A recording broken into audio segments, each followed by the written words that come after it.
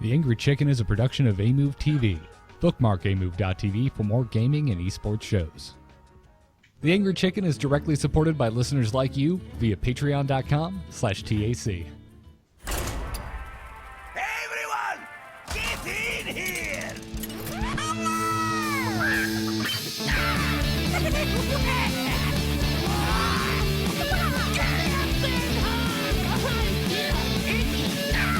Ready for action! I've got the beast in my sight. A podcast about Hearthstone, Heroes of Warcraft. This is the Angry Chicken.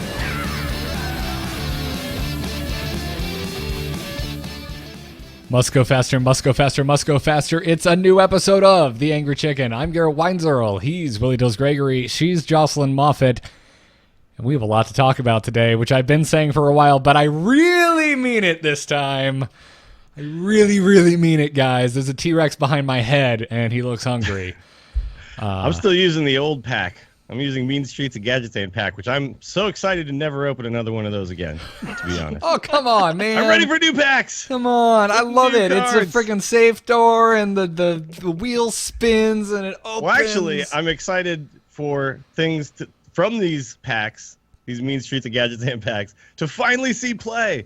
And we'll see when I start playing Hearthstone tonight with the nerfs coming in. But yeah, lots and lots. The 24-hour news cycle of Hearthstone never stops. Yeah, no, it's a very good point.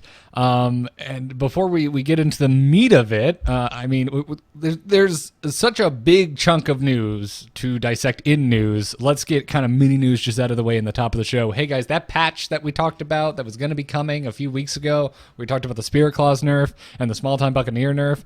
It just went live, like I think an hour and a half ago. Maybe even sooner than that. Maybe even less than that. Yeah, I think it was sometime around 3 p.m. Eastern. Yeah, so about an hour ago at the time of recording this. We really haven't had any time to get out there and play. I played a little bit on there. Zulok seems like it's okay again. I tried to make Buff Paladin work. It's still awful. Yeah, it's actually a 3-2 on 1 is finally good again. Kind of amazing. Yeah, exactly. But other than that, it seems like Jade Shaman is still extremely strong, because the few I went up against, it was just like, I know I should be playing this deck, but I wanted to try these other decks to see how they went up against some, what's going on, but you're just going to play the boring thing that everyone knew was going to be good. Thank you, human race. A little bit. Like mid-range Shaman and Jade Shaman are fine. You just don't get your turn 1 weapon anymore. But yeah, you don't need it as much without the pirates, right? No. And poor Shaman have to play Tunnel Trog into Totem Golem again. Aww. And you know what? Jade Claw's still really good. Jade Claw's still amazing. Yep, still absolutely. The same cost. Totally fine. You gotta wait one whole turn to get that sweet OP weapon out. Oh, geez. You gotta wait a whole turn to have a 2/2 weapon and a 1/1 and token. Yep. And it later in the game when you're like, I get a 2/2 weapon, that's not that great. Oh wait, my 1/1 is now a 5/5. I guess this is still really good. 2/2 weapon that's summoned a 6/6. Okay. Yeah. Yep. Okay, so Jade Shaman's fantastic. But nonetheless, I'm very excited to have Spirit Claws and Small Time Buccaneer taking down a peg. I'm still not done with my it's Smaller Time Buccaneer puns. Not done with that. Still happy about it. And I was still again super stoked that I opened a bunch of Gadgetan packs last week and got myself 6 extra Small Time Buccaneers, one of which was golden to dust today. So hooray! After spending all my dust on a golden Ragnaros and golden Sylvanas, I have dust in my Hearthstone account again. Even though I know I'm about to get a butt ton of dust back in early April. It looks like in about a month. Yeah, you're gonna get like 8,000-9,000 dust or something like that. Like I have golden. I have all of those cards are golden, right? Every single one of those cards that's going to give me the free stuff, all golden now. So it's just like as soon as the new expansion hits, I'm gonna be like, well, I don't care if I open a bunch of legendaries. I'm just gonna craft what I didn't get. It's gonna be sweet. Although apparently there's gonna be a lot of legendaries, which we're gonna get to in a little bit. Yeah, absolutely. But other than that, there was one more announcement we need to make. No, we're not announcing that after episode 199 comes episode 200, but we're kind of reminding you that next Tuesday will be the 200th episode of this podcast we have come to call The Angry Chicken, where really start to feel old. It's nuts how long the show has gone on already. But providing everybody, I'm putting this little asterisk because things are a little crazy over at Team 5. But they have been very nice to be going back and forth with us over the past few weeks as we've tried to do something special for 200. So providing that dinosaurs are not running amok in the Team 5 offices next week, Hearthstone's lead game producer and friend of the show, Yong Woo, will be joining us to help us party in style for the 200th episode of The Angry Chicken. I'm very excited. I love talking to Yong Woo. And he's been listening to the show and giving us feedback since literally like episode 2.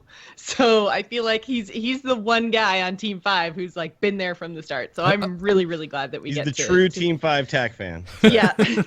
So I'm really glad that we get to talk to him next week. I'm so glad I handed him a poorly made business card with the Angry Chicken logo on it at that first BlizzCon when I think we were 4 episodes Angry Chicken deep. Jocelyn, you weren't even at that BlizzCon. I wasn't there, no. This show's been going on so long that there was a time where you didn't just blindly go to BlizzCon every year without even making a decision. Yeah, and that literally, you guys doing that episode and me missing that BlizzCon was the year that made me go, never again! Yeah, when we had Scott Johnson on the show. Yeah. Yeah, we had Scott come and join. And we just did a whole instance about Hearthstone because neither of the Europeans were there. And it was just funny talking to Scott about Hearthstone when it's just very clear he has no idea what's going on in the game. But it was kind of cool talking to someone who doesn't know, and you're trying to kind of explain, like, how does someone who doesn't know anything approach the game of Hearthstone at this point, right? And we're 200 episodes. We've been talking about it for 200 episodes. What if you have no idea what's going on? How do you then approach? It's crazy. It's crazy to me. It's not a world I live in. No, it's not. I can't remember who I was tweeting with today. A nice person who apparently just started listening to the show, and I was tweeting out a screenshot of me pre-purchasing the next expansion. They're like, "Oh, is that going to be an adventure or an expansion?" I'm like, "Well, there's no more expansions anymore." And in my head, I'm just like, "Well, you're tweeting at me. I'm assuming you know about the Angry Chick, which means I'm assuming you're up to date." And they're like, "Well, no, I literally just started playing, and I literally just started listening." I'm like, "Oh, I'm an a-hole. Okay, cool. Sorry. I'm glad I could answer your questions." So I'm just laughing as Dills is slowly getting bigger and bigger. Yeah, I was expanding. That was my expansion. Dills has been enraged. He is larger than when he entered. I'm puffing up, dude. He's puffing up. The true Angry Chicken. Yeah, exactly. He is. Well, I mean, for that we would have had to have given him health first. Otherwise, he would have just died. But yeah. Anyways, that's what's going on. The patch is live, so get in there and stomp some small time Buccaneers. And hopefully next Tuesday we will be graced by Yangwoo's presence on our 200th episode. Looking forward to it. And if you want to send us in any messages or any emails that you specifically are aiming at the 200th episode, tacpodcast@gmail.com is the place to send those. And make sure to put TAC 200 in the subject line, so at least we have some easy way to parse those down. So. Thank you, everyone. And now, there's some big news, some good news to talk about. Good news, everyone! This week's Hearthstone news is brought to you by our sponsor, Harrys.com, which you can check out. We might recommend by going specifically to Harrys.com/TAC. If you haven't heard us already singing the praises of Harry's, they make high-quality, affordable razors to shave your face with, or in the case of Dills and I, your shoulders. And we won't judge you if there are other things you would like to shave.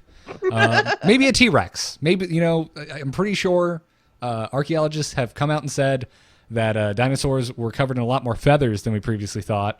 So maybe you really want that biologically accurate raptor to look more like a Jurassic Park one. Check out harrys.com/TAC for the best dinosaur shaving razors out there.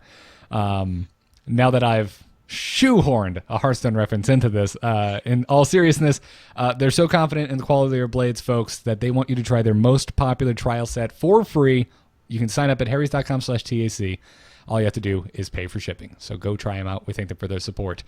Now, goodness gracious, I wanted like a water in a cup that someone could see so I could do the Star Wars thing with the ripples in the water and all that kind of jazz. The Star Wars thing? I see Jurassic Park thing. Sorry, I'm getting my awesome epic childhood memories mixed up, and I already made a Jurassic Park reference, and we've actually gone a whole, oh my goodness, guys, 10 minutes now into an episode without a Star Wars reference. All had 2 margaritas is what we should have had. There you go. And then, yeah, I mean that would have been a Jurassic World reference. I'm more of a park fan, but still counts. Yeah, we you're could have right. had There were spoons with dinosaurs. Jello on them. Oh, Okay. yes. There's always room for Jello. Always. And there's Jurassic Park, by the way, is a movie I've probably seen about 150 times. So it's not in the same There was vein. many things we could have done. We could have been eating like melting ice cream. We could have had. There's many references could be made. I could have been kind of lounging on my desk, half shirtless, with my exceptionally tan chest exposed. And by exceptionally tan, I mean blinding you with the fury of 1,000 suns. If all these Jurassic Park references haven't led you, haven't realized, and you've been living under a Hearthstone rock, the next expansion has been confirmed. It is Journey to Ungoro. The leak was in fact not a lie. We're going to be joining the famous explorer Elise Starseeker and her junior explorers, which includes one of the cutest damn small night elf girls I've ever seen, as they head into Ungoro for the next Hearthstone expansion. I'm personally losing my collective mind over the overall aesthetic and theme for this expansion. I love dinosaurs, guys. I love dinosaurs. I love them. Yeah, I'm really excited too. I feel like we're gonna get we've got like the elemental tribes. There's gonna be lots of elemental stuff. We're gonna get lots of dinosaur stuff. We're gonna get lots of plant stuff, and I think those 3 groups of things are just going to be so much fun. And then I'm sure we're probably going to get a whole bunch of these little explorer dudes. If there aren't like little adorable explorer cards, I'm going to be really sad. Did you see my tweet earlier where I zoomed in on the key art and there's like this whole group of turtle people? I'm so excited about turtle people. It's hilarious. But before we get into the nitty gritty, the bullet points, the things that we're excited about, can we talk about the freaking reveal video and the power of flannel? So it was Ben Brode and Jason Chase, I think, if I remember correctly. Yeah, Jason Chase. Yeah. That is so my brand of just cheese. I love it. It was so delightfully corny. Yeah. Yeah, it was awesome. The best line though was, "Let's just nerf everything." Like right at the very at the very beginning. Yeah. So there was a lot of self-referential stuff in there, and it was super well done. And it was funny because Ben Bro was hinting at it over and over again on his Twitter. Like they told me on Monday, "Can you wear flannel?" And he had a picture of him in front of, I'm guessing, his closet. His whole There's closet. nothing but flannel shirts, and then hinting at this video they're shooting Monday, and then a lot of people didn't know, was it going to come out Monday? Were we going to get the announcement, or were they just shooting it? So if they shot it that day, incredibly fast production work because they were on like a full set. Ben Brode had an axe. They were roasting tiny, I don't know what they were, marshmallows, I guess. I don't know. Some sort of futuristic or old school Ungoro marshmallow. But yeah, it was awesome. Really, really well done. I feel like, because there were a couple of times where Ben kind of tripped up on his words a little bit, so I feel like they did that live, in right? one take. Yeah, I feel like they just kind of went, okay, one take, gotta bro. do this. Yep. Ready, set, done. Yeah, but overall, I really, to me, it was like, hey, we really enjoyed when we announced League of Explorers and we came out on stage with stupid safari hats, but we don't have BlizzCon right now. What do we do? I know. Let's amp it up and actually go find a ridiculous jungle set to go set up in. I'm sure it was just somebody's really nice backyard in Southern California, but whatever the case, yeah, totally my brand. No, they traveled to Ungoro Crater. Come on, Garrett. I'm sorry. Did I just ruin Santa Claus for Tills? Yes. Bro definitely traveled to Ungoro Crater because he also tweeted out a picture of his Warcraft character standing on the edge of the crater. So all ready to jump in. Daenerys? Yeah. Yep, exactly. Right there next to Ungoro. So, I need to go back now and do a little run around.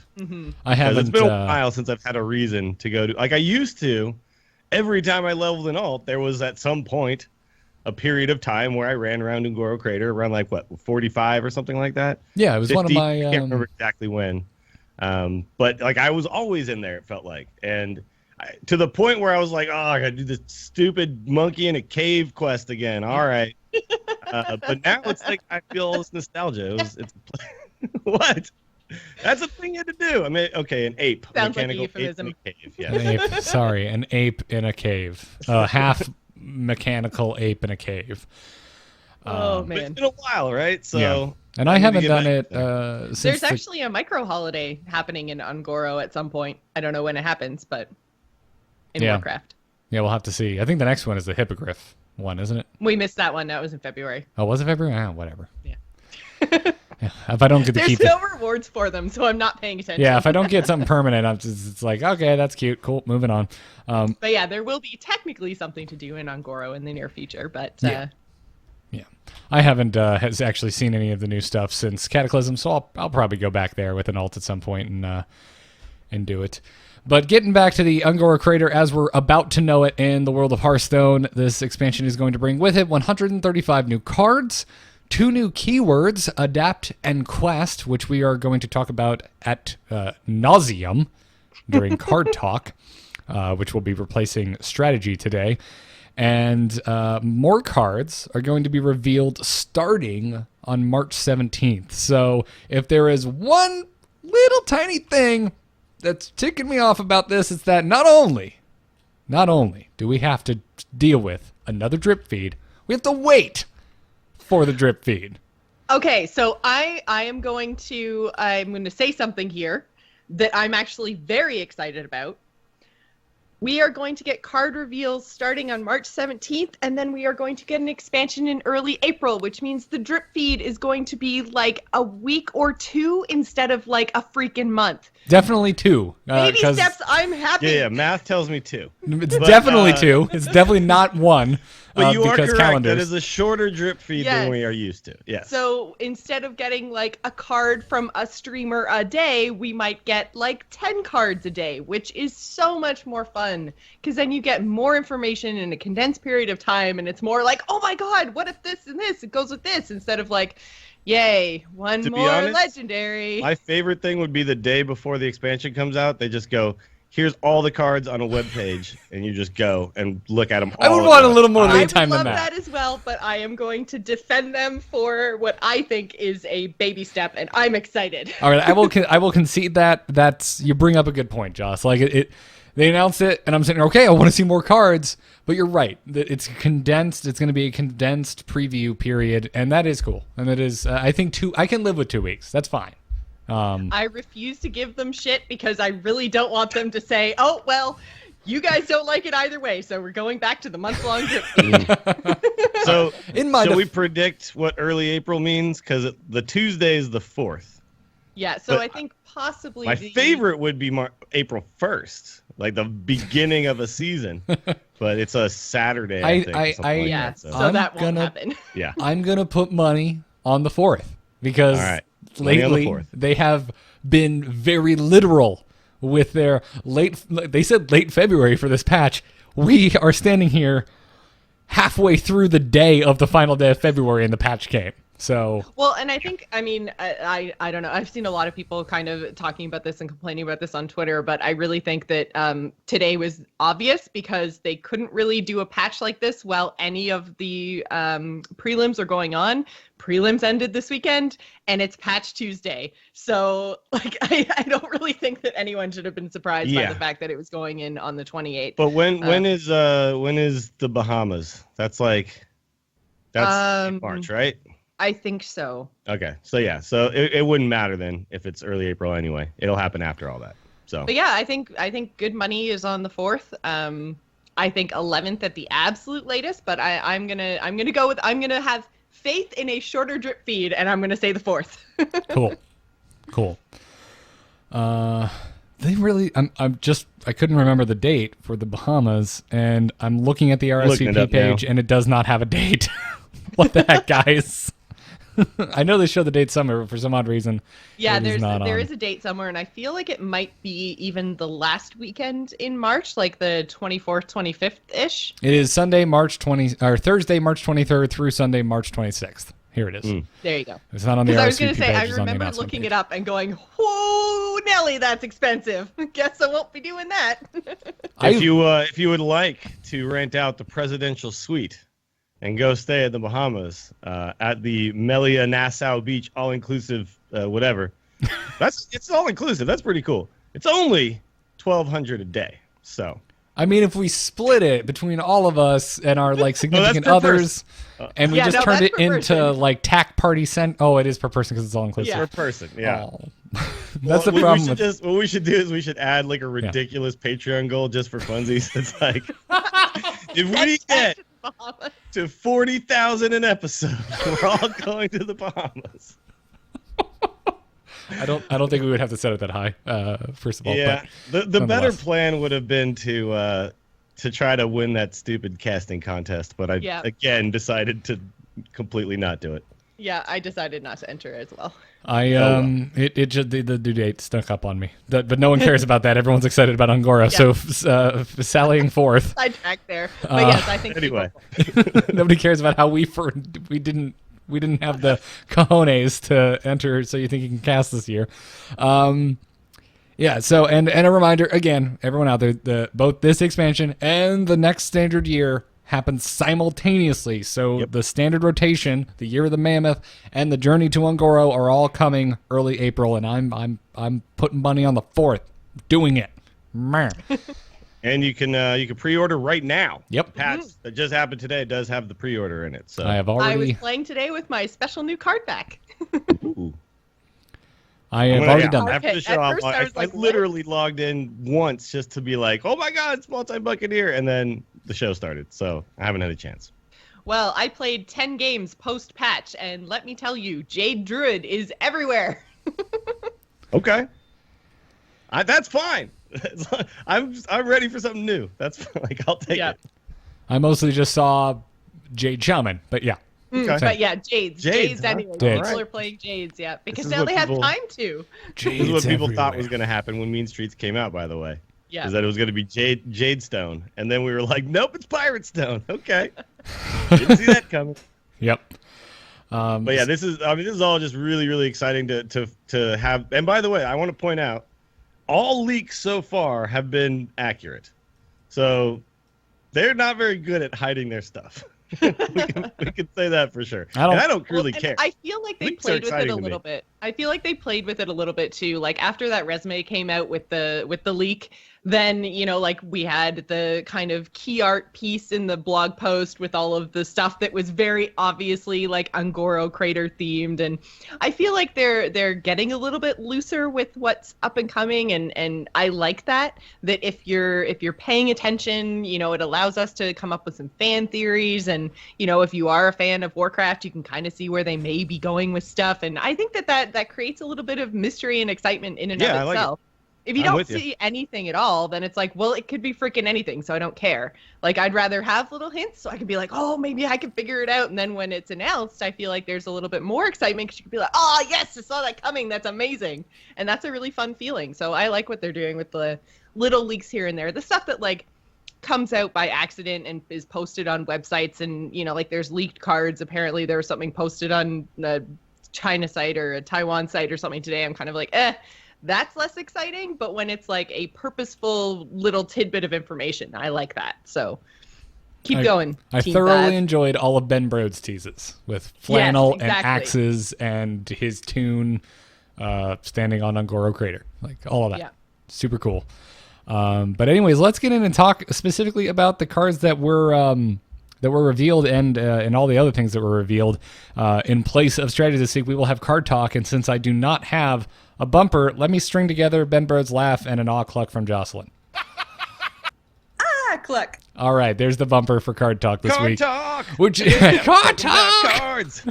Doing card talk. Card Talk is brought to you by .game domains. You've probably heard us by now mention it, but you can buy a .game domain just about anywhere domain names are sold, whether it's GoDaddy, whether it's Hover, whether it's Web.com, whether it's Uniregistry, another sponsor of ours that we might recommend you go and actually use to pick up your .game domain. It's all over the place. It's a new domain that was launched May 27th of last year. Many of the best names are still available. And I believe we actually just got a .game domain, each of us. So I haven't decided what I want mine to be yet. Remember to register it. So Yeah. I have to pick mine. I don't know what I want, so. I think I'm going to go for Garrett.game because I just want to be like, yeah, my website is GG. it should be josgot.game. Ooh, Just I like that. I like that. That's great. Josgot.game. That's what we should all just have those. Deals got, Deals Garrett got, got, Joss got. Fantastic. But check them out anywhere domain names are sold or go directly to the source at get.game.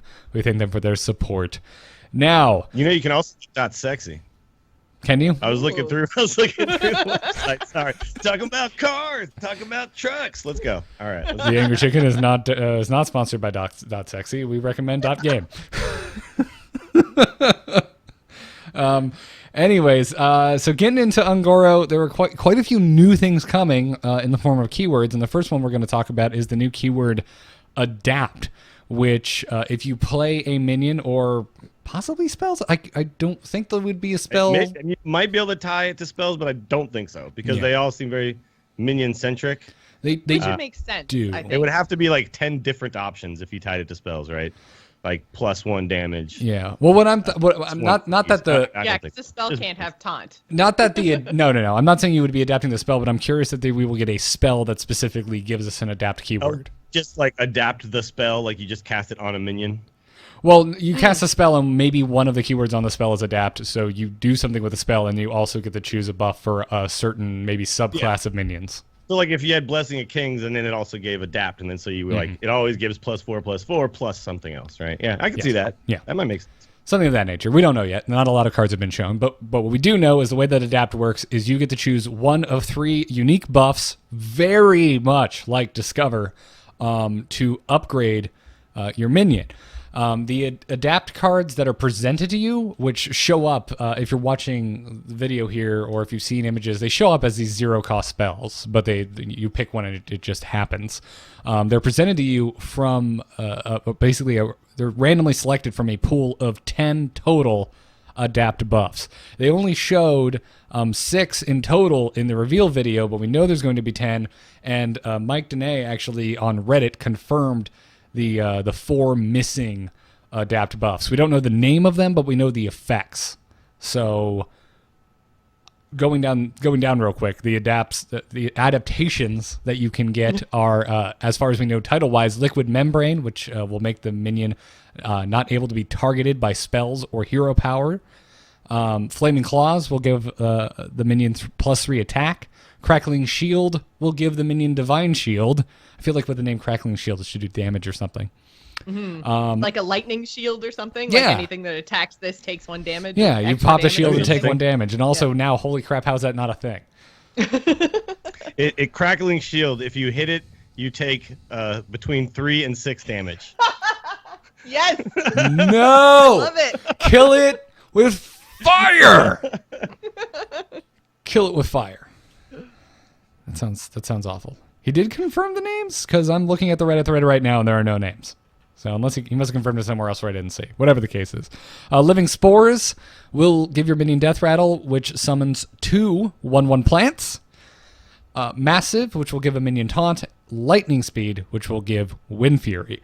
So those are the ones I currently have the names for, and I can't find the name for it. The other 4, but the other 4 effects are adapt cards that will give +1/+1, an adapt effect that will give +3 health, an adapt effect which will grant stealth, and finally an adapt effect that will destroy any minion damaged by this minion. So you can turn any minion that you can put an adapt effect onto potentially into a snake. Into a cobra or a snake, yep. Yeah. Pretty sweet. And by the way, that also we found out today got a new keyword, poisonous. So that effect is no longer written out completely. It just says poisonous. Sweet. So, Well, I didn't know if they were actually going to do that or not. Like give it a keyword, but makes sense. yeah, they really should. If they're adding it to a minion where then you're gonna have to see it, it would kind of suck when you hover over the minion to see the adapt and it's got the whole thing written out. It's just say poisonous, right? Then we know. And by the way, so when I first saw this adapt card, a 5/4 beast for 5, I was like, none of these seem that great except like Divine Shield, really, right? But now that I'm seeing like +3 health, stealth plus 1/1. Like this is suddenly a really good card, right? Like you could make it into a 5/7. Okay. Yeah. Like, Sign me I'm up. in. This Verdant Longneck that they showed, which was a 5-mana common druid beast that has 5 attack and 4 health with the Battlecry adapt, you could turn him into a 6/5 potentially. Yeah, absolutely. 5-mana 6/5 would be pretty cool.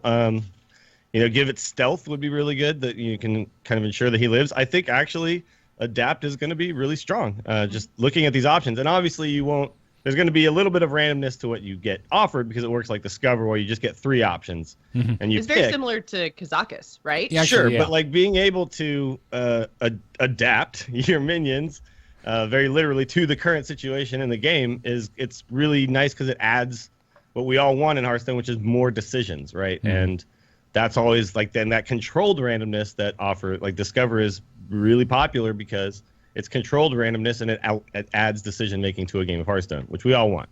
So this is great. I love this. Yeah, you're going to get 3 out of a potential 10. That's a perfectly manageable range. I know what my possibilities are going in. This is the type of randomness I like to see. And as far as we know, it works like a choose one druid card, right? Like you don't actually get a 0-mana spell in your hand. Like it's a battle cry, so it applies to It the just minion happens and you pick one right away. Yeah. Yeah. The thing about the choose ones is I actually asked for clarification on this and I didn't get an answer and I couldn't find an answer anywhere else, but I'm assuming that this is a buff and not a transformation.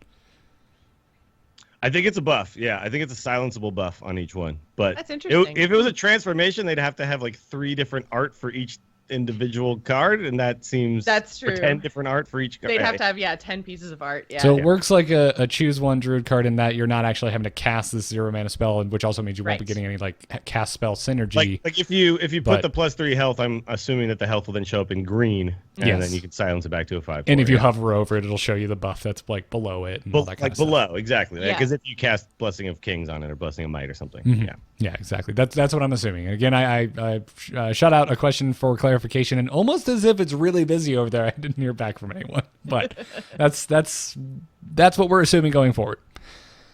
Yeah, Oh. and also, someone in the chat asked, does it count as a spell? No, it's a battle cry.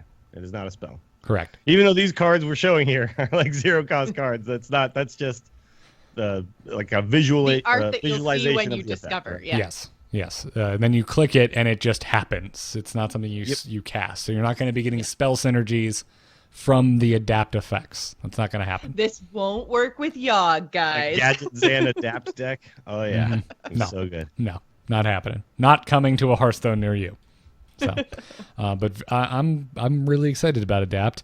Next up is the next new keyword, quest, which you will see. I'm hoping, has it been confirmed we're getting a quest card for all classes? Yes. Yeah, all- apparently we're getting a all quest. classes. It's a legendary quest for each class and another legendary for each class. So every class will get at least 2 legendaries. I'm not sure if that's all, but I think it's 18. Yeah, total. so there's 18. So there's actually technically since the legendary quest then makes a legendary, then there's going to be another legendary on So top I of guess that, there's right? 27. Yeah. So yeah, and then But- the kind of effect of that is that they've confirmed there's only going to be 5 neutral legendaries released. So Okay. there's a lot of class specific stuff going on, but a lot less neutral stuff going on. So that's like the trade-off here, which I kind of like. I like, the ability to make classes more feel like themselves and different from each other, kind of differentiate there a little bit. And I think the less neutral stuff that we do, particularly in the legendary slot, I think the better for just kind of class feel in the game. Yeah, no, I dig it. I like it. I'm even excited for playing on my free-to-play accounts, because on those accounts I'm generally like one class. And at that point I'm like, cool, I don't need to worry about these other legendaries because it's not mage. No problem. And look, mage got 2. I mean, who knows? Well, actually, we do know about one of the mage legendaries, but who knows if they're both good. But then the other big thing that everyone's flipping out about, we're finally getting legendary spells. We're assuming all of these quests, even though we've only seen one for priests, but that these legendary these quests are all going to be legendary spells, as is the case with priest here. And the example they showed, which is awaken the makers. Awaken the makers. So before we talk about specifically Awaken the Makers, let's explain quests. So what it is you can only put one in a deck because they're legendary. They will all cost 1 mana. They are guaranteed to start in your opening hand. So you don't need to worry. But you can mulligan them away. You by can. the way. This was confirmed, yeah. Yes. Because I was wondering about that. If you could not mulligan them away, there's a pretty big drawback where you like can't Lose get a other slot, cards yeah. that might be good in a matchup, right? Mm-hmm. So yeah, the fact that you can get rid of them is pretty important. Yes. And I mean, also you can control when you cast it. So maybe later. That's good because I thought like I wasn't 100% sure how this was going to work, and I thought that you would just always have to have that, or it would just show up if you threw it away. Then like you just get the somehow. drawback Like to throwing it away is you start your quest later, right? And yes, so if which your you quest is to play probably are not going to want to do. Yeah. like card 25 in the game, then you will never get the quest done, right? So Yeah. Right, absolutely. When you do play them, they are going to appear over your hero very much like a secret, kind of like at the top point of your hero emblem. The big difference here is that your opponent can see the quest that you are pursuing. They can see the progress of said quest. It is very much like World of Warcraft. Awaken the Makers, for example, is a quest that reads summon 7 death rattle minions, and in the example they showed, you saw a 0 out of 7 over the little exclamation point in place. It's an exclamation point instead of a question mark when you hovered over it. And as death rattle minions were played, it became a 1 out of 7, 2 out of 7, 3 out of 7, and so on and so forth. so you see your impending doom coming. Exactly. Similar to a Cthulhu. Yes. Yeah. Yes. It's very on the nose. Not that I feel, unless more quests are added down the line. If every class is only getting 1, I don't think it needs to be transparent, but it might as well be, right? Might as well be for a newer player because if you don't know all the cards, it's nice to be able to hover over. The secrets, obviously, like there's a reason why you can't tell, but for newer players, it's Is it really nice because to have they're these little secrets? visual cues, right? Exactly. Yeah. No, and I like it. I like the call back to World of Warcraft with the exclamation point and the quest tracker. Like all of that is just making my inner WoW geek like kind of a little bit. It's great. It's funny that they're going back to Warcraft when they've dropped the Heroes of Warcraft part of the name. Again, I think dropping Heroes of Warcraft is more of a nod to the fact that they are making their own damn heroes within Hearthstone, and less of a thing like we're bringing in Diablo and StarCraft and Overwatch. Like no. Also, that it's a game that stands on its own now in a huge way, right? Like they don't need to explain that it's Heroes of Warcraft anymore, right? People know what Hearthstone is. You don't need to make excuses for it. You don't need to explain it. It is just a good game. Yes, it exists on its own merits, regardless of what Reddit says. It's a good game. You just had to get that out of your system, didn't you? Yep. All right, cool. And then the last big kind of like asterisk you should be aware of is that quest spells will not be attainable via random effects like Babbling Book or Discover. So you have to put them in your decks if you want a chance of going on a quest with your class. So you can't Babbling Book into Awaken the Makers. No. Oh, well. No, you cannot. Sorry, Pavel. It's not going to happen.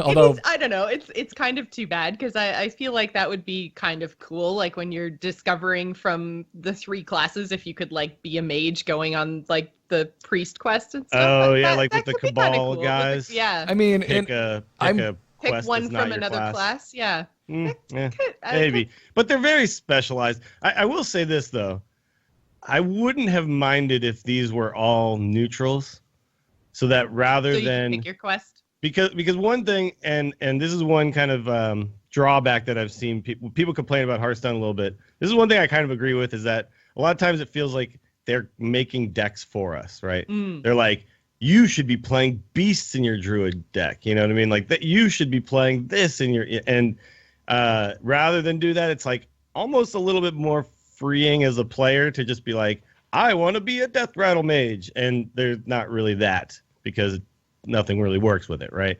So, like it was cool with the old gods where I could try Cthulhu out in like every class, right? I was like trying to make Cthulhu work in rogue and mage and druid and all these, and there were some cards that were very cool, but Cthulhu wasn't forced on any like one particular class. You could really kind of try it out, and Zoth, Yogg, all of that you could try out on any different thing. And obviously some classes worked better than others, but like here they're like, oh, you're priest, oh, well, you're death rattle, like that's what you do, right? So this is a small gripe. In the overall grand scheme of things, I really like this idea. But I would like to see a world where these are like just neutral and I can just do whatever the hell I want with them, right? Because that was so fun about Old Gods. Which is funny because then that goes like exactly opposite to the point that I made about differentiation and how that's kind of nice. But I thought the exact same thing. Well, yeah, I mean, there's arguments for both sides. This is going to push certain classes in certain directions if their quest turns out to be attainable and powerful. Like the priest example that we were shown, I mean, there's a lot of low-cost death rattle minions. There's a very good chance that you could have Amara potentially on, your turn 5, 6, or 7, which is right around when you would have been playing Reno anyway. You're guaranteed to get her in your hand, and then when you play her, you get this awesome effect where you get your health up to 40. So that's very, very powerful. Not to mention attached to an 8/8 body. Like, yeah, she's that's extraordinarily Reno, powerful. right? Yeah. Yeah.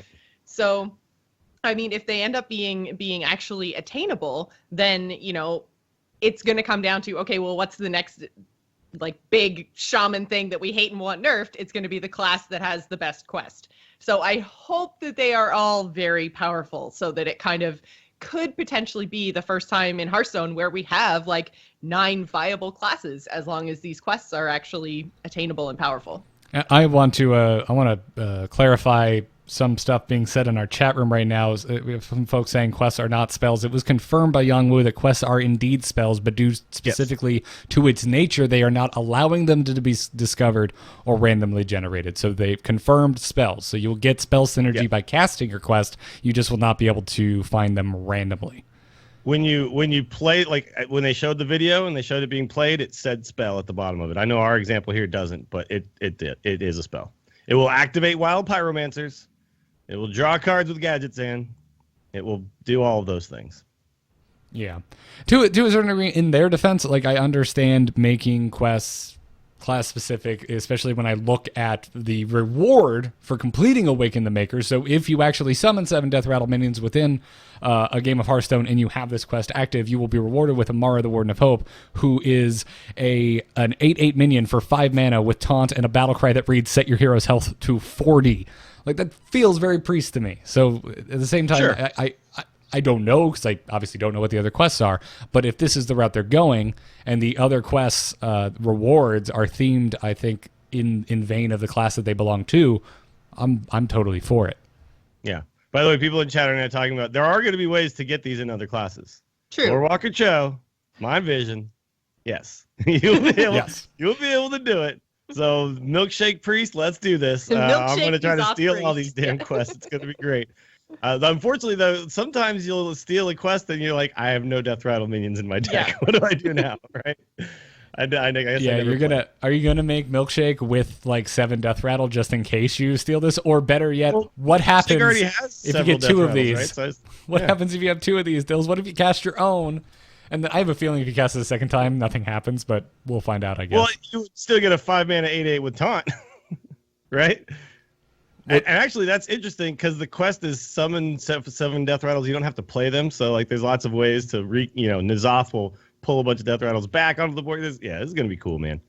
I'm so excited for these quests. Despite what I said, there's so much that can be done with these that it's amazing. Mm-hmm. I want to see. And this is only the first one, right? Like, we're going to get 8 more quests that we're going to get to talk about. So I'm excited. What if part of our drip feed is just like quest day and they just give us all the quests in one day? Sorry. Who knows? It could be. You might not be wrong, or it could be like quest week. Although we only probably have 2 weeks to work with, hopefully. So maybe not. I guess we'll see. If you can hear that lawnmower that so conveniently has started up right now, I apologize. Nope, can't hear a thing. Cool. Nonetheless, moving on. One of the other new things coming is a new minion type. We are getting elementals. Finally, and we're even getting retroactive elementals, which is my favorite kind of elemental, is a retroactive elemental. It's like, oh, cool, I'm going to get on this bandwagon. Now, if you watch the video, elementals were unveiled to us through the new mage legendary Pyros, which is a 2-mana legendary mage elemental minion. That is a mouthful. So it's a 2/2 for 2. It has a death rattle on it that reads, return this to your hand as a 6/6 that costs 6. And that's exactly what happens. And actually, the 6/6 that ends up in your hand has a death rattle as well that returns this to your hand as a 10/10 that costs 10. So you can work this thing all the way up to a vanilla 10/10. Which but you have to pay the mana for it. Right, It's I'm not not like Jades where eventually your 10/10s are super cheap, right? Right, yeah. This card, like on its face, just seems super not all exciting to me. But elementals are a new minion type is very exciting to me. And but we also don't know. Like this card could be amazing with other cards that are being added. Like if there's a make your elementals one cheaper, like a mech warper for elementals or something, you know that could be really good. Plus, the first two bodies come back with N'Zoth, right? So if you play N'Zoth Mage and you make your 2/2 and your 6/6, then when you N'Zoth, you'll get another 2/2 and another 6/6 that have Death Rattle to make. So it's like a value card in the sense where if you have the cards to make the game go late, you might and also have like the potential to spend 10 mana on one giant minion later in the game. That is a minion that has to be dealt with, right? So I don't know. This is a wait and see card, I think. Oh, I agree. But you're right. Like in current version Hearthstone, this would be bad. Yeah, looking at it right now in a vacuum, I'm like, this card stinks. But I like it. it's pretty.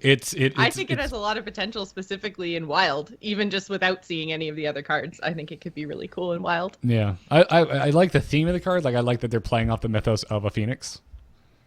But Yeah. Imagine in Wild Obviously, this dropping off of a piloted shredder, by the way. See, that's what I mean. Like death Sure. rattly stuff, and I think there's a lot of space for this in Wild. Also, like just Even as without seeing is, anything as and as like I almost wish it was just an epic because this would be cool to maybe actually have a chance to find an arena where just it's just vanilla minion that gives you kind of some gas in your minion tank and arena. Like I said, it's just value, right? You just continue to you just continue to have stuff to play because sometimes you run out of stuff, and so here's a card that ensures you do not. Absolutely. that.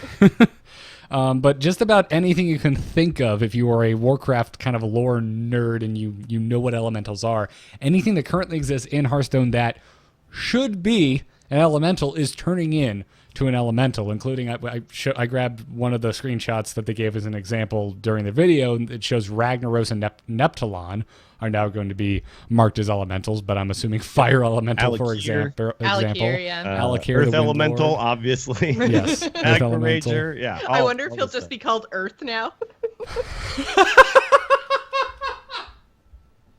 Oh, it's fantastic. I love that. Although I do kind of like the better idea that you just read your card's name and then type. So you just go, I'm casting Earth Elemental.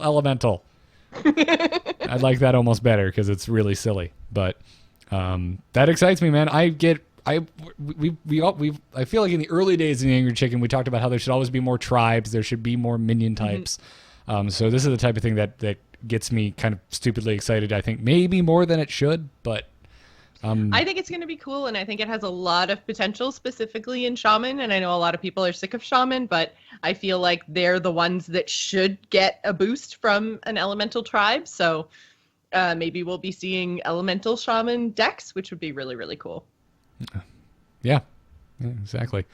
And then, we got some just miscellaneous reveals. Volcano was the first card they actually showed during the video, which I asked why, because it was like, okay, yeah, it means a lot of damage randomly split, but everything else was so much more exciting. But we did get a look at Volcano, which is a 5-mana rare shaman spell, which reads deal 15 damage randomly split among all minions with an overload of 2. So this is like elemental destruction without so much overload. You pay slightly more up front to likely clear the board. So this I'm glad that the shaman card we saw looks like a control card, and they weren't just like, here, deal 5 to the face for 3 and do something, and you're like, no, stop it, Blizzard. This is a cool card. I like this card a lot. Yeah, it may or may not be good, but if you're playing control shaman, it is likely to clear the board. So, and I will say this about Volcano after I poo-pooed it a little bit: it is one of the sweetest animations they've ever put in this game. Very twisting, nethery. It needed to be a super cool animation because that volcano is so iconic in Ungoro Crater. It is like dead center in the entire zone. You run up it and do stuff on it all the time, and it's awesome. So yeah, I'm happy that they made this card. Yeah. Oh, now that I think about it like that, now I'm a lot more excited. Like, if I'm a shaman, I literally can control the volcano in Angora. Yep. Well, I can't control it, I can erupt the volcano, but I can make it twice a erupt. game. Yeah, that's pretty cool. That's pretty cool. And then the other card we're looking at, if you're watching the video, is the leaked card that Jocelyn referenced earlier in the episode, which is, and again, since this is leaked, the name could be pending, but it's called here. Chat room says it's Gentle Megasaur. Gentle Megasaur. From Mike Donet. It's a bad big gentle dinosaur is a bad translation. Gotcha. That's why I was going to put that asterisk of may not be the actual name, and it turns out it is not. But whatever the case is, this is the dinosaur. It's a 4-mana epic beast minion that has 5 attack, 4 health, and a battle cry that reads, "Adapt your Murlocs." So this card is really cool and powerful because if you're adapting every Murloc on the board, I'm assuming what happens is you pick one and then all your Murlocs get that one, right? Yeah.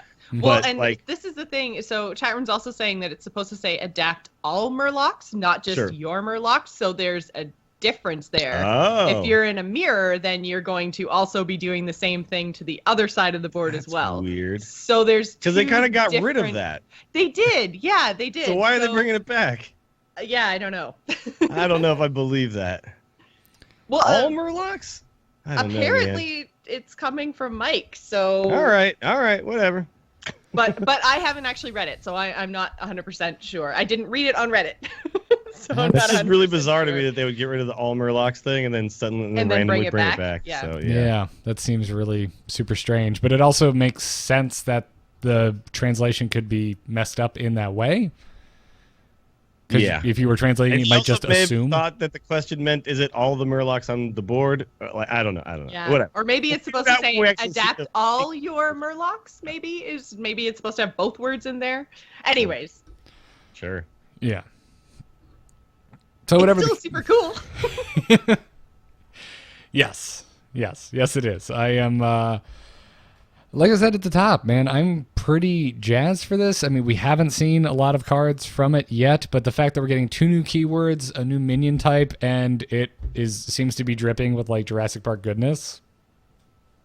I'm happy. I'm excited. Bring it on. I think it's kind of cool that dinosaurs are beasts. It would have been cool to get yet another tribe, like a dinosaur tribe would have been cool, but Yeah, dinosaurs being beasts is also great because that's going to open up a lot of space in the kind of hunter decks and in beast druid decks. So Yeah, I mean they're beasts in World of Warcraft, right? Because hunters can tame them, so that's at least in keeping with that.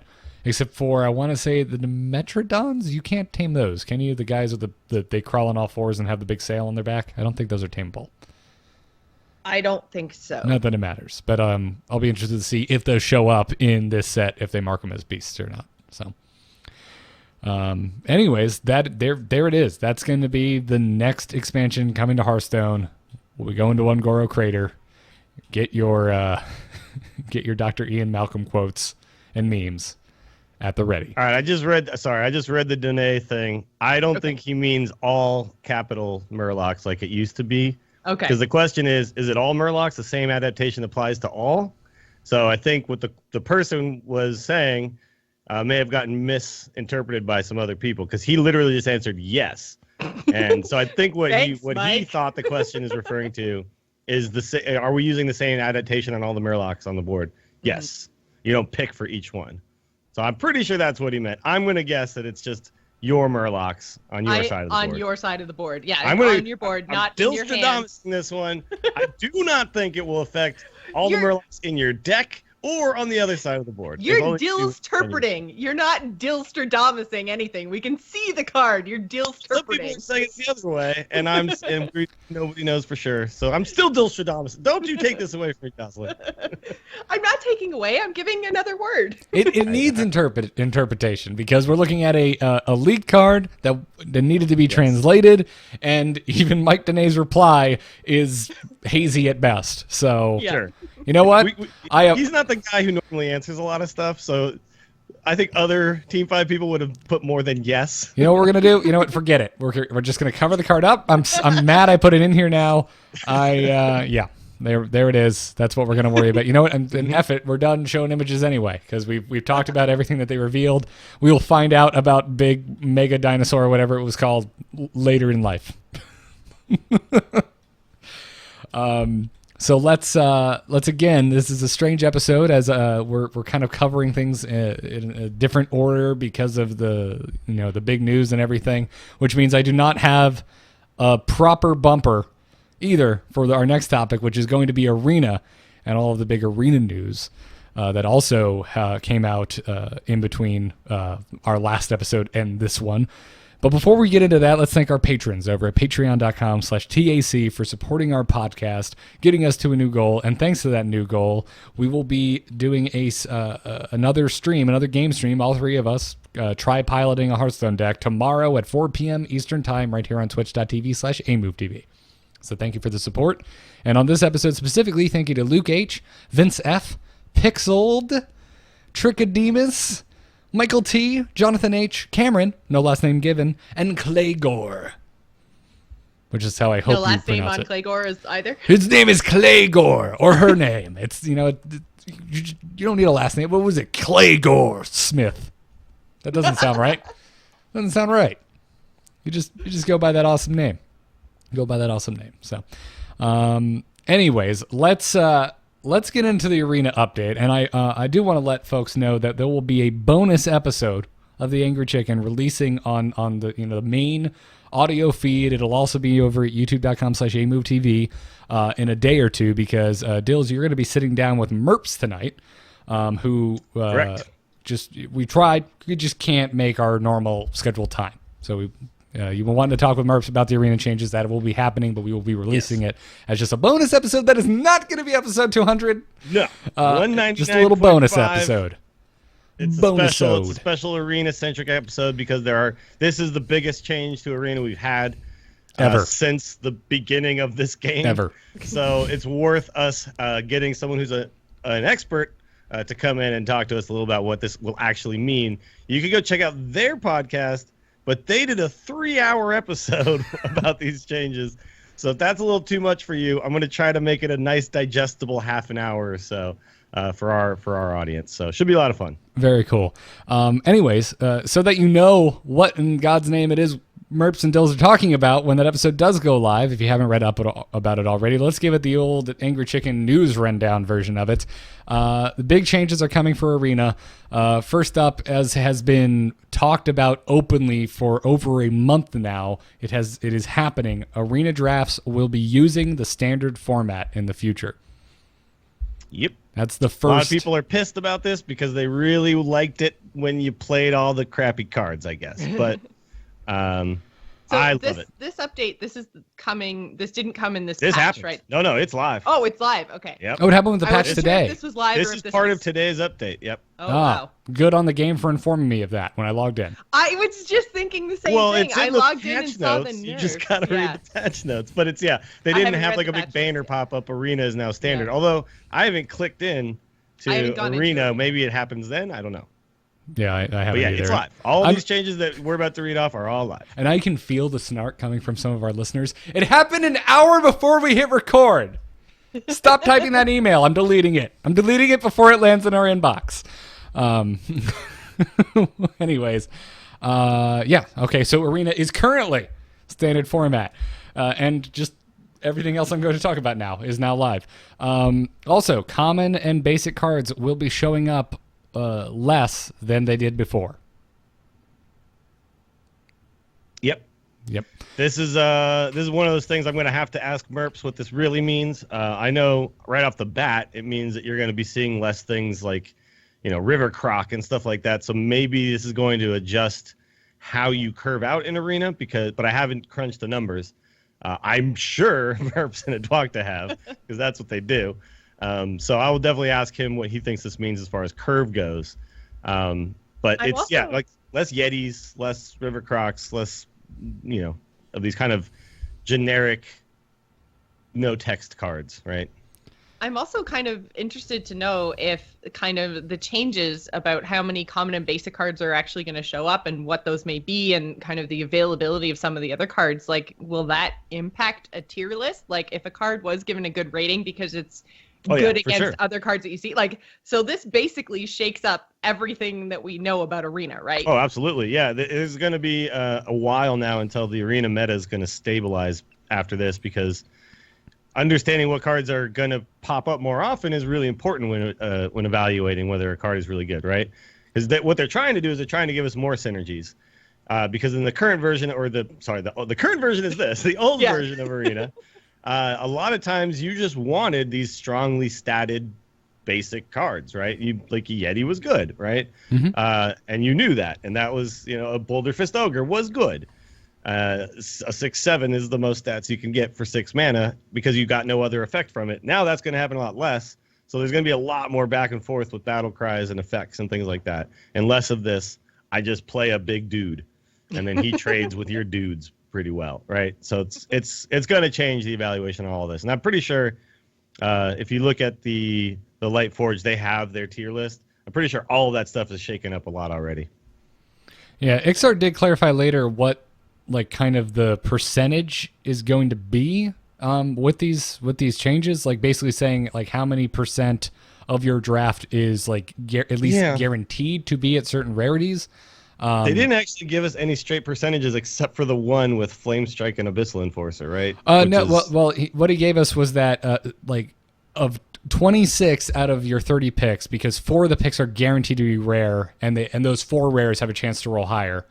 So out of 26 out of the 30, 68% is like reserved for common, 20% for rare, 9% for epic, 3% for legendary, and each of those have their own individual chance to roll to a higher rarity. So that's kind of your breakdown for 26 out of the 30 cards, and then the other 4 slots are those 4 like quote unquote guaranteed rare picks, but even those rare picks have a chance of rolling to an epic or a legendary. Yeah. So someone smarter than me would have to do the math then and tell me exactly what all that means. But sure. It's okay. Math is hard. Yeah. All I need to know is there's more rares, epics, and legendaries. I've been hearing that the numbers are you'll average about like 1 legendary a run now, which is pretty interesting. Pretty cool. I don't know the exacts on the rest of it, but I mean, 1 legendary a run, that's going to make things a lot more interesting, because now this is one of the interesting things too, is before you basically considered epics and legendaries to be non-existent in Arena. Yeah. You never played around them.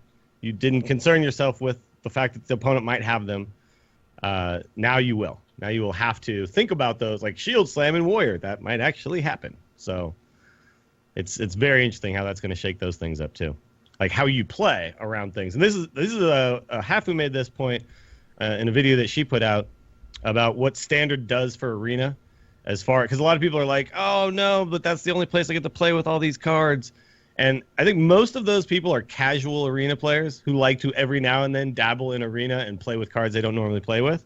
But if you're a person like Hafu who's spamming Arena drafts, like that's what she does, it got kind of annoying that there was so many cards in the pool, you just stopped playing around anything because the opponent could have anything, literally anything, right?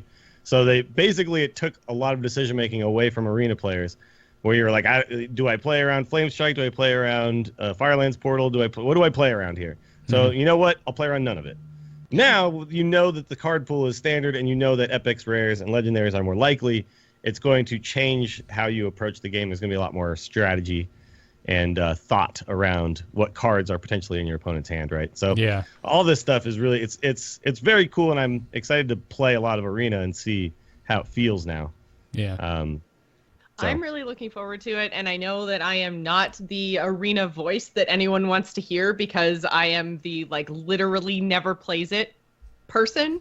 But the reason I don't play it is because there are so many cards, and exactly what Dills just said. You have no idea what you're playing around, so you don't play around anything, and then you just get, Sure. get super frustrated because I'm like, well, of course they had the one thing I didn't play around. Yeah. So, like there is a smaller barrier to entry now, and that is great for players like me. And I know people don't want to hear from players like me right now because I definitely, in the arena space, fall into the super duper casual, player, but I think it's going to open up the format for me, and I find that exciting. Yeah, and Absolutely. I don't you think also you can't need to draft synergies when there's too many cards. So now Yeah. you can actually, Sorry, what were you saying, Gary? I was going to say, I don't think you need to buffer your statement on arena so heavily, Jocelyn. I think there is value in a non-arena player, but still a Hearthstone player's thoughts on these changes, and it's good to know. It's good to hear at least that these changes are maybe spurring you to go try arena a little more. I just know that it is the unpopular opinion right now. Yeah, F them.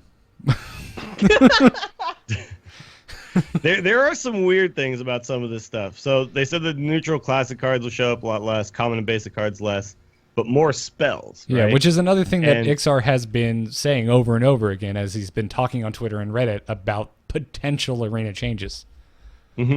So what my understanding is, it's about 20% more spells than you got before, something like that, right? Which does change things because now you're going to have to play around removal a lot more because that's generally what spells are.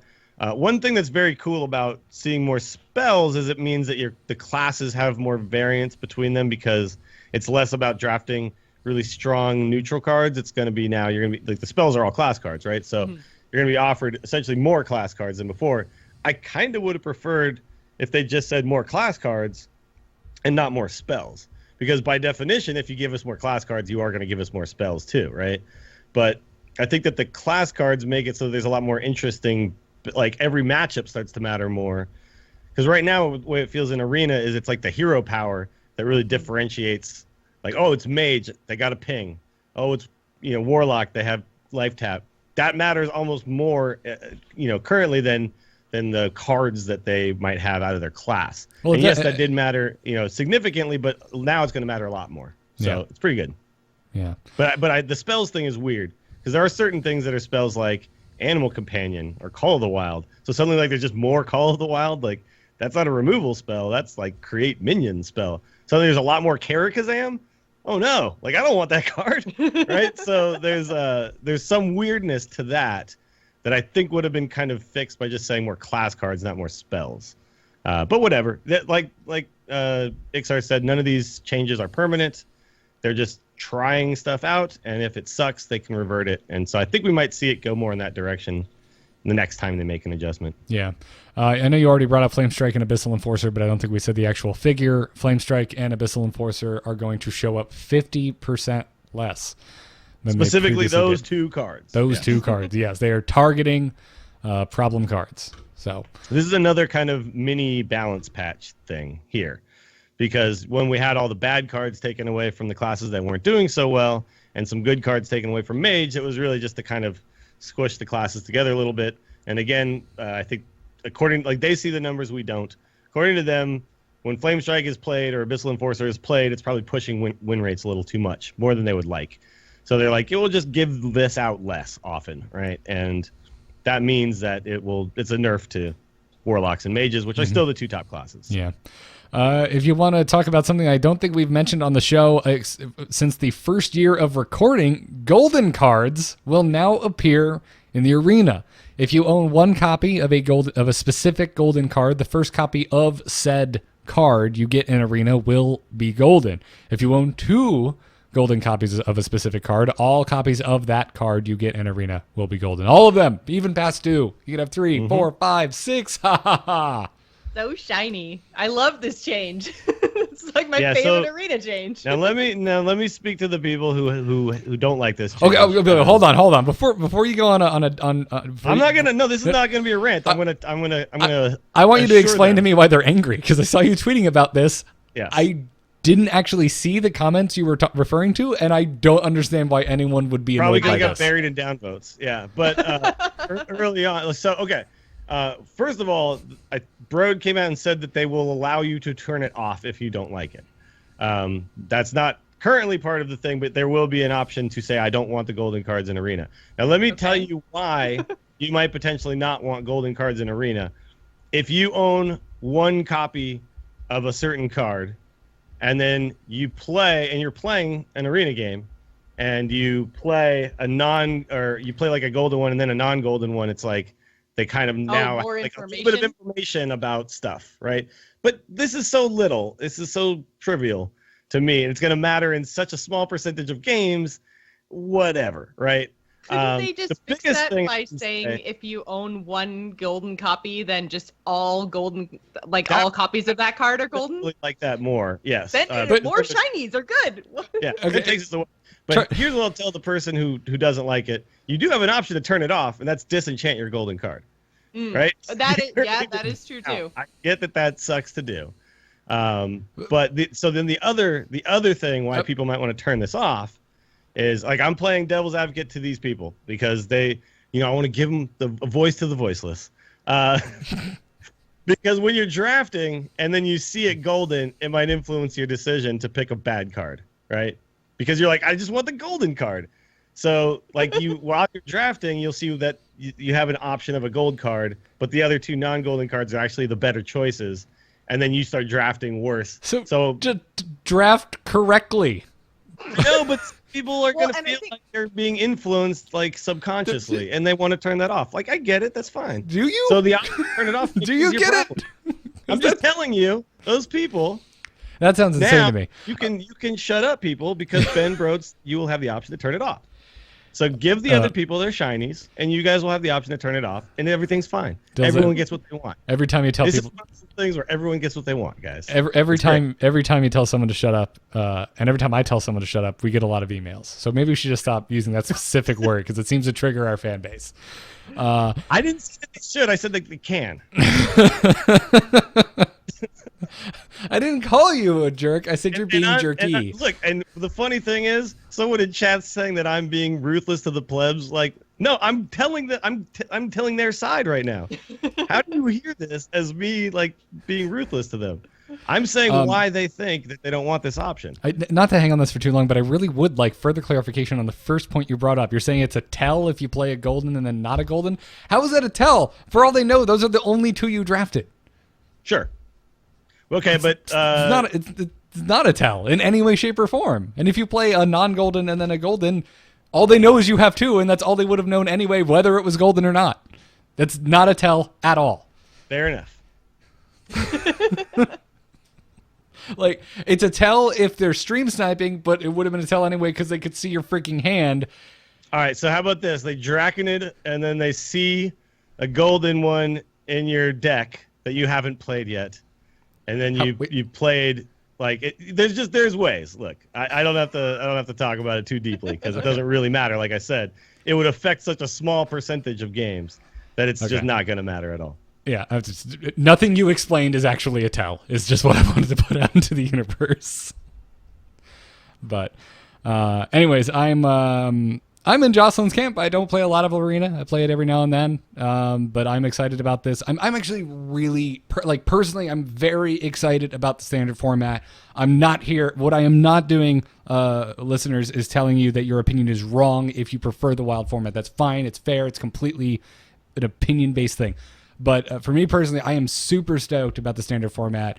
Because especially if we rewind to very early days of the Angry Chicken, all I was doing, besides Hearthstone, was playing Sealed Magic, and I really like that format. And this brings it a little closer to that because in Sealed Magic we're playing with it usually from within only a few sets, and it makes finding things like synergies much more likely. So bring it on, as far as I'm concerned. I'm a lot more excited to get in there and play some Arena. And now that I know it's live for as of right now, I think I know what I'm doing on my iPad when I'm laying in bed tonight. So, cool. Any final thoughts, from Dills, Joss? Dills, I know you're going to be talking to Merps later, and that'll be going up on the feed. But any parting thoughts?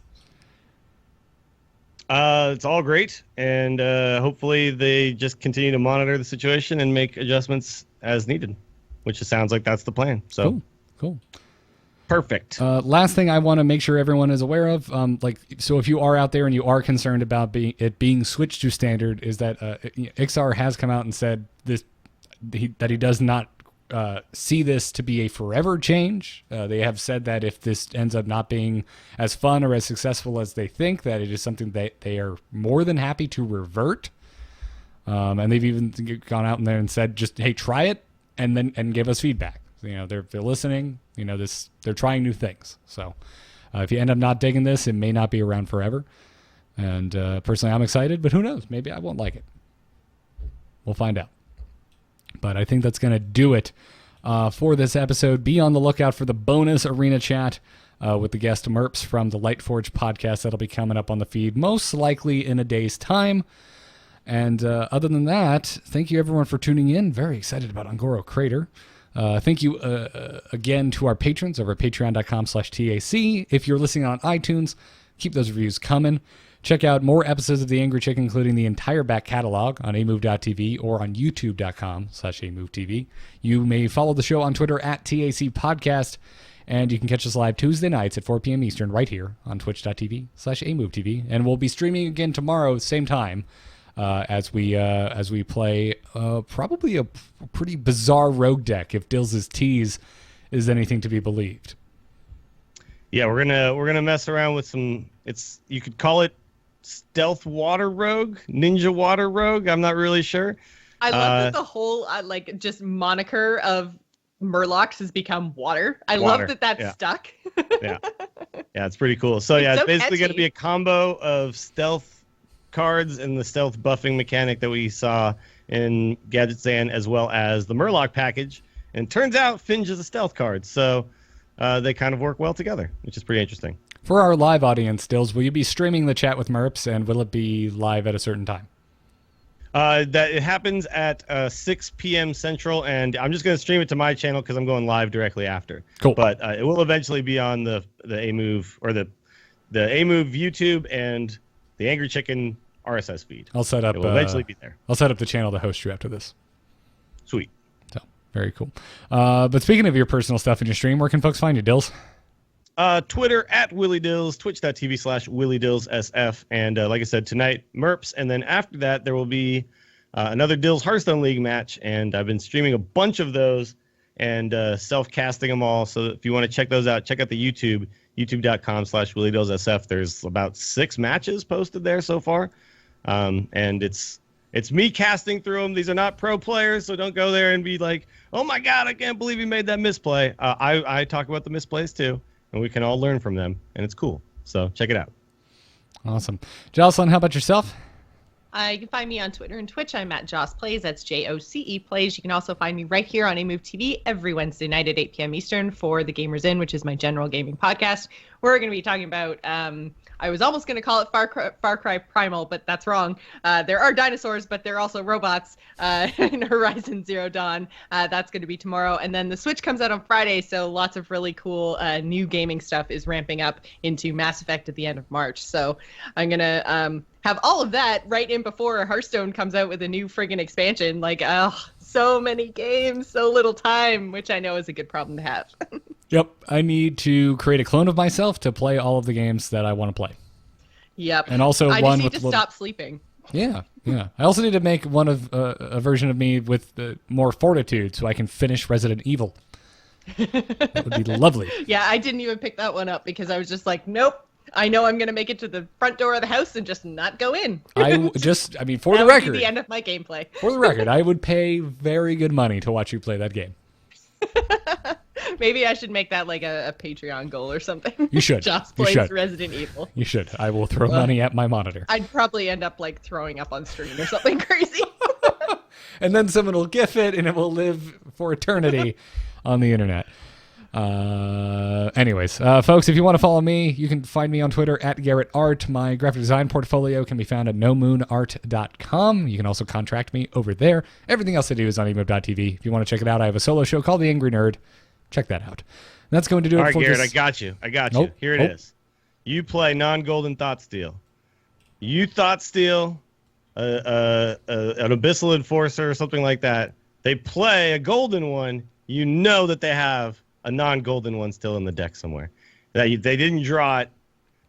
Oh, you're saying you thought steel. Okay. So there are possibilities. All right, so that's you didn't say that example tiny. though. You didn't say that example. So I know. All right. I didn't because I wasn't even really thinking through it. I knew what you were getting at. But there's these tiny little possibilities of information. Anyway, there you go.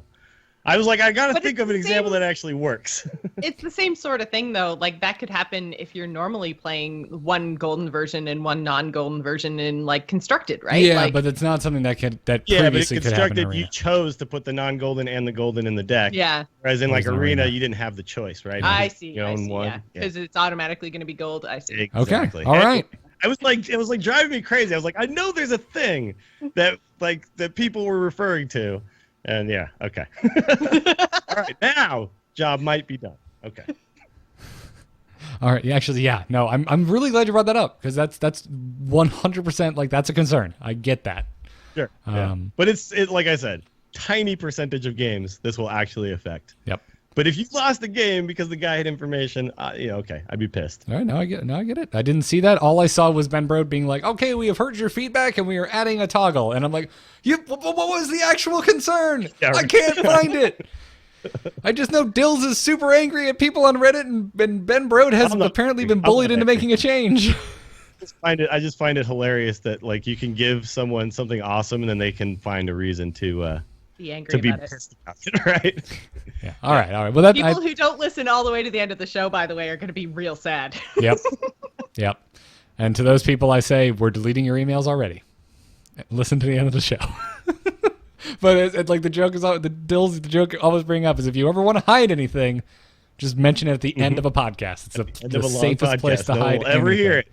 My password to my never mind. Yeah. My social security code is R2D2. So that's going to do it for this episode, everyone. Thank you for tuning in. We will see you next time. But until then, and until the 200th episode next Tuesday, job's done. Job's done. Job's done. Yeah.